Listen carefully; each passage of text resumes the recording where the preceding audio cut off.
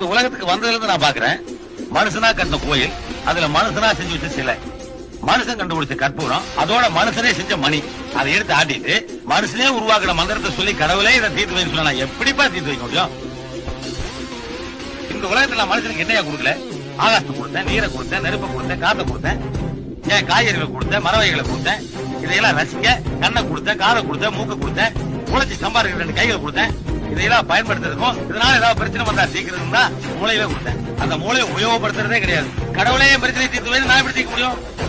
இப்போ 24 மணி நேரம் என்னையே நினைச்சிருக்க ஒரு பக்தன் நெல்லை கொண்டு போய் பாறையில் போட்டானா, அதடா இவன் நம்ம பக்தனாச்சே அப்படின்னு அந்த நெல்லை விளைவிக்கிறனா?